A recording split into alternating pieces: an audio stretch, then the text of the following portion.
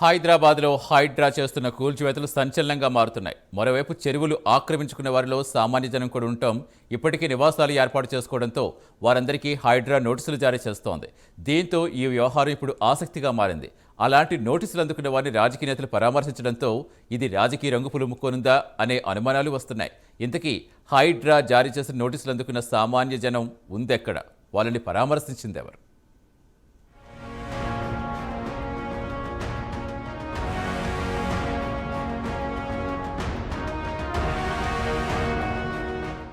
హైదరాబాద్ మహానగరంలో చెరువులు, కుంటలు, నాలాలు ఆక్రమించి నిర్మించిన కట్టడాలు హైడ్రా కూల్చివేస్తున్న నేపథ్యంలో సామాన్య జనానికి కూడా నోటీసులు అందుతున్నాయి. ఈ క్రమంలో హస్మత్పేటలోని బోయిన్ సమీపంలో నివసిస్తున్న 140 కుటుంబాలకు ఎఫ్టీఎల్లో ఉన్నారని నోటీసులు అందాయి. దీంతో మల్కాజ్గిరి ఎంపీ ఈటెల రాజేందర్ బోయిన్ చెరువును సందర్శించారు. ఇటీవల నోటీసులు అందుకున్న వారితో మాట్లాడి వివరాలు అడిగి తెలుసుకున్నారు. కాంగ్రెస్ ప్రభుత్వం పేద ప్రజలకు కూల్చివేసేందుకు నోటీసులు ఇవ్వడం పట్ల ఆయన ఆగ్రహం వ్యక్తం చేశారు. 60 నుంచి 100 గజాల్లోపు ఇల్లు నిర్మించుకుని రోజువారీ పనులు చేసుకునే వారికి నోటీసులు ఇవ్వడం సరికాదని ఆయన మండిపడ్డారు. దీంతో ఈ వ్యవహారం రాజకీయ రంగు పులుముకున్నట్లయిందని విశ్లేషకులు చెబుతున్నారు. పెళ్లి అయ్యి 60 సంవత్సరాలు అవుతుంది. 60 సంవత్సరాల నుంచి మా అత్తగారి ఇల్లు ఇక్కడనే, మా అమ్మ వాళ్ళ ఇల్లు షాలిబండ, నన్ను ఇచ్చిండు హస్మన్పేటకు.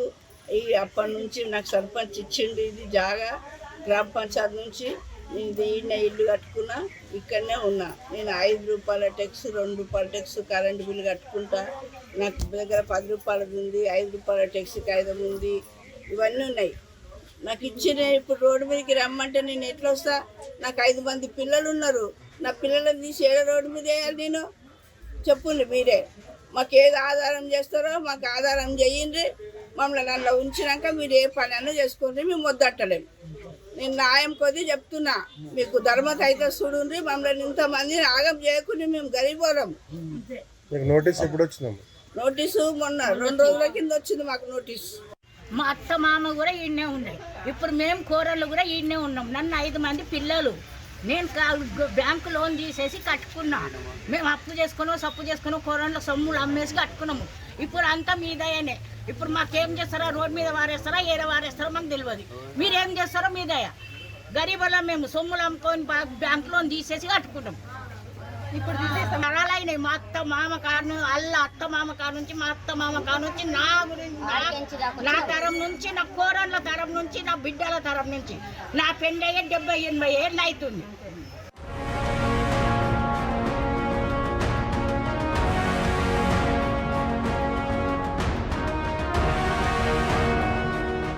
చెరువులు, కుంటల విషయంలో కాంగ్రెస్ ప్రభుత్వం హైడ్రామా నడిపిస్తుందని ఈటల ఆరోపించడం ఇప్పుడు సంచలనంగా మారింది. రాష్ట్ర ముఖ్యమంత్రి రేవంత్ రెడ్డి మంత్రిగా పనిచేసిన అనుభవం కూడా లేదని, ప్రజాక్షేత్రంలో ఓ రోజు కూడా పనిచేయని వ్యక్తిగా ఉన్న రేవంత్ రెడ్డి అవగాహన లేకుండా మాట్లాడడం సరికాదన్నారు. గత కాంగ్రెస్ ప్రభుత్వంలోనే చెరువులు, కుంటలు కబ్జాకు గురయ్యాయని, వాటిని ప్రోత్సహించింది కాంగ్రెస్ ప్రభుత్వమేనని ఈ సందర్భంగా ఈటల రాజేందర్ అన్నారు. బాధితులు మాట్లాడుతూ గత కొన్ని సంవత్సరాలుగా తాము హస్మత్పేటలోని నివాసం ఉంటున్నట్లు తెలిపారు. నోటీసులిచ్చి తమ ఇల్లు కూల్చివేస్తారన్న భయం నెలకొందని, తమను రక్షించాలని ఈటల రాజేందర్ను కోరారు. రెక్కాడితే గాని డొక్కాడని తమ విషయంలో ప్రభుత్వం పునరాలోచించాలని కోరారు. హస్మత్పేట చెరువు పక్కకి 140 మంది, 125 మంది ఇక్కడ. అల్వాల్ చెరువు దగ్గర దాదాపు 120 మందికి కడుబీదరికంలో ఉన్న 60 గజాలు 70 గజాలలో 40-45 ఏళ్ళుగా ఈ మార్కెట్లలో పనిచేసి, మున్సిపాలిటీలో పనిచేసి, ఇళ్లలో పనిచేసి కొనుక్కున్న భూములు ఆనాటి నుంచి, అంటే 85 అంటే దాదాపు 40 ఏళ్ళ క్రితం, 40 ఏళ్ళ క్రితం తెలంగాణ ప్రాంతాల నుంచి వెళ్ళి పొట్ట చేత పట్టుకొని కుటుంబాన్ని పోషించుకోవడానికి వచ్చిన వాళ్ళు వీళ్ళు. ఈ 60 గజాలలో, ఈ 40 గజాలలో, ఈ 80 గజాలలో పెద్దవాళ్ళు నివసించేటువంటి ప్రాంతం కాదు ఇది. సామాన్యులు, పేదవాళ్ళు నివసించే ప్రాంతం.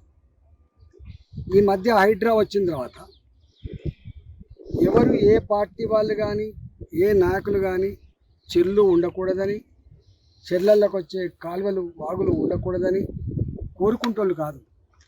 చెర్లు ఉండాలని, చెర్లల్లో నీళ్లు మంచిగా ఉండాలని, మంచి భూగర్భ జలాలు ఉండాలని, మంచి ఎకలాజికల్ బ్యాలెన్స్ ఉండాలని కోరుకుంటుంది. కానీ ఇక్కడ ఈ రేవంత్ రెడ్డి గారు ఇవాళే రాష్ట్రం ఏర్పడ్డట్టుగా ఇవాళే వారే ముఖ్యమంత్రి మొట్టమొదటి అయినట్టుగా వారు చేస్తున్న ప్రకటన చూస్తూ ఉంటే ఇలా బాధ అనిపిస్తూ ఉంది. 1956 1956 నుంచి వెళ్ళి ఇవాటి వరకు అనేక ముఖ్యమంత్రులు వచ్చిపోయింది.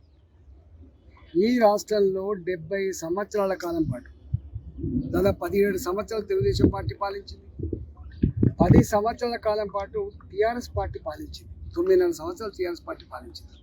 అంటే వాళ్ళు ఒక 16-17 సంవత్సరాలు, వీళ్ళు ఒక 9.5 సంవత్సరాలు తీసేస్తే 40-44 సంవత్సరాల కాలం పాటు ఈ రాష్ట్రాన్ని పాలించిన పార్టీ కాంగ్రెస్ పార్టీ.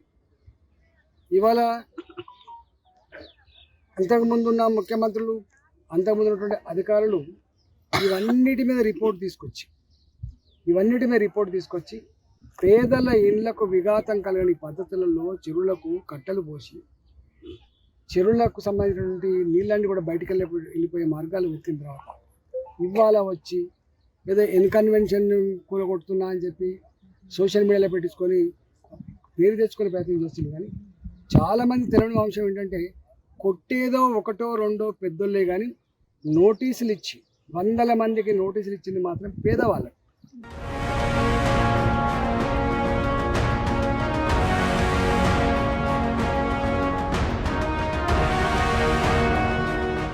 ఒకవైపు అన్ని వర్గాల నుంచి హైడ్రాకు ప్రశంసలు వస్తుంటే కొందరు ప్రజా ప్రతినిధులు ఇలా మాట్లాడడంపై ఇప్పుడు రాజకీయ వర్గాల్లో కూడా చర్చనీయాంశమవుతోంది. ఓవైపు అక్బరుద్దీన్ ఓవైసీ విద్యా సంస్థలు కూల్చాలని బీజేపీ శ్రేణులు తెగ ప్రచారం చేస్తుంటే మరోవైపు ఆ పార్టీ నేత, ఎంపీ ఆక్రమణదారులకు ఒత్తాసు పలకడంపై ఆ పార్టీ క్యాడర్ విస్మయానికి గురవుతున్నారు. దీంతో కాంగ్రెస్ పార్టీ మినహా మిగతా రాజకీయ పార్టీలకు హైడ్రా కూల్చివేతలపై ఏకాభిప్రాయం లేనట్లయిందని రాజకీయ పరిశీలకులు అంటున్నారు. దీంతో ఈ వ్యవహారం రాజకీయ రంగు పులుముకుంటుందని అనుమానాలు వ్యక్తమవుతున్నాయి. చూడాలి మరి హైడ్రా ఈ విషయాన్ని ఎలా డీల్ చేస్తుందో.